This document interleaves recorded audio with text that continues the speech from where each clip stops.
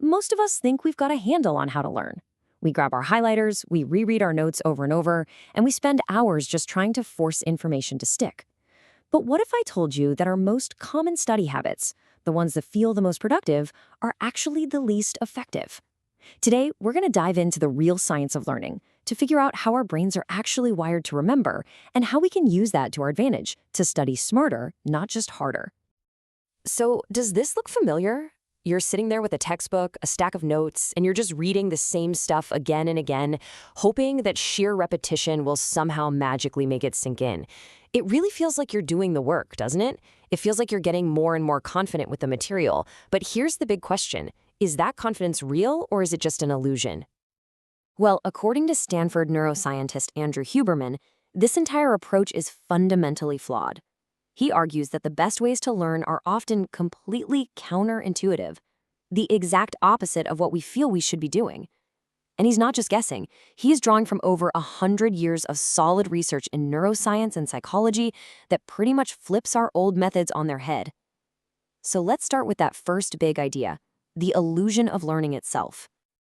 Okay, the first major mind shift you have to make is this. Effective learning is not about memorizing.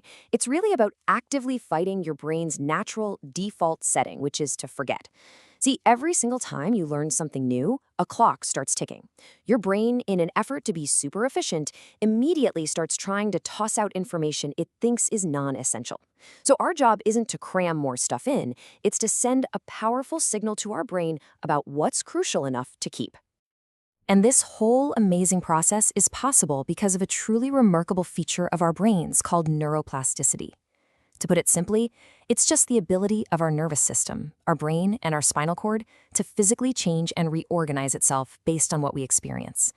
Every new skill you learn, every new fact you remember, is literally encoded by a physical change in your brain's wiring. It's pretty incredible. So how does this change actually happen? Well, there's a common myth that learning means you're growing brand new brain cells. And while that can happen in some very specific areas, Huberman makes it clear that it's responsible for a tiny, almost trivial amount of learning. The real work, the heavy lifting, happens by remodeling what's already there. It's about strengthening the connections, the synapses, between neurons that fire together, weakening connections that aren't useful anymore, and forming some new links between existing cells. This quote from Huberman just reframes the entire goal of studying perfectly. You're not just trying to remember, you're actively working to prevent forgetting. You are, in his words, trying to inoculate your memories against the natural decay of time. So if forgetting is the disease, what's the most effective vaccine? Okay, so if our main enemy here is forgetting, and our biological superpower is neuroplasticity, what's the single most effective thing we can do to make information actually stick? I'll tell you right now, the answer is probably not what you think, but it is backed by a mountain of scientific evidence. Now, seriously, just take a second to think about it. If you had to pick one single action, one technique that has been proven time and time again to be the absolute most potent way to build long-lasting, flexible knowledge, what would it be? It's not about how you get the information in, whether you hear it or see it. That stuff doesn't really matter. It's all about what you do with it once it's in your head. The answer is testing. And I know for a lot of us, that word just brings up feelings of stress and anxiety, right? But we need to reclaim it. Huberman really emphasizes that testing is not just a tool for evaluation at the end.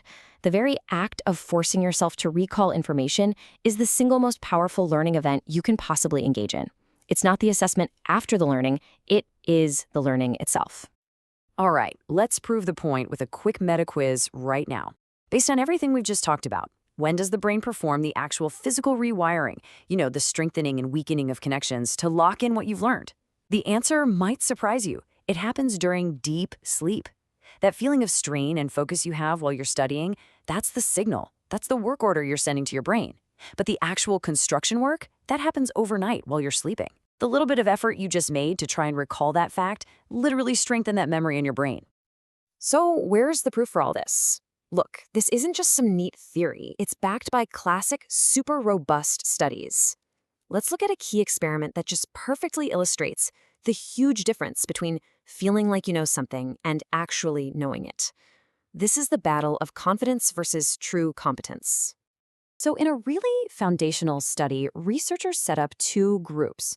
Group A, we'll call them the rereaders, studied a passage of text 4 separate times. Group B, the testers, they studied that same passage only once, but then they took 3 practice tests where they tried to recall the information. Later on, both groups took the exact same final exam. So, who do you think did better? The results you're seeing on this slide are absolutely staggering. Look at the bar for the rereading group. They predicted they would do really well. They felt super confident. But their actual score was low. Meanwhile, the testing group's bar shows a much higher actual score, even though they reported feeling less confident. Why? Because they struggled during their practice tests, and it turns out that struggle is precisely what led to their success. So here is the crucial takeaway. Rereading creates an illusion of mastery. It makes the material feel familiar, but and this is so important, familiarity is not the same as knowledge. The struggle, that mental strain of trying to pull information out of your brain, what scientists call effortful recall, that is the very mechanism that triggers neuroplasticity. That feeling of difficulty is not a sign you're failing, it's the sign that you are truly, deeply learning. Okay, this is all fascinating stuff, but the real power comes from actually applying it. So let's move from the what and the why to the how. We can actually distill all this science into a simple, actionable protocol that you can start using, like today, to completely transform the way you learn anything. And just to really hammer home how powerful this is, listen to this statistic Huberman highlights from the research. A single self-test, performed shortly after you first learned something, can reduce the amount you would normally forget by 50%. 50! That's cutting your forgetting rate in half with one simple action. That is an incredible return on investment for your brain. So here it is, the simple 3-step protocol. First, get your initial exposure. Read the chapter, watch the video, listen to the lecture. Just once is fine. Second, and this is the absolute key, as soon as you can afterwards, put everything away and force yourself to do immediate recall. Write it down, say it out loud, just think through everything you can possibly remember. Third, identify your gaps. What did you miss? Now you can go back to your notes and review only the specific information that you failed to recall. And here's one last pro tip to make this even more effective. When you test yourself, try to avoid multiple choice questions. Instead, use open-ended prompts. Ask yourself, hey, explain the 3 main causes of X, or summarize the argument of Y. This forces deep recall from scratch rather than the much shallower skill of just recognizing the right answer when it's sitting in front of you. So the takeaway here is crystal clear. We've been taught to value the comfortable, easy feeling of rereading when real durable learning actually happens in the uncomfortable strain of recall. It is not about repetition, it's about retrieval. By flipping that script, by seeing tests not as a scary judgment, but as our most powerful tool for learning, we can fundamentally change our ability to build deep, lasting knowledge. So the final question really isn't whether this works. It's what new skill, what new language, what new subject will you choose to master by finally starting to test, not just repeat.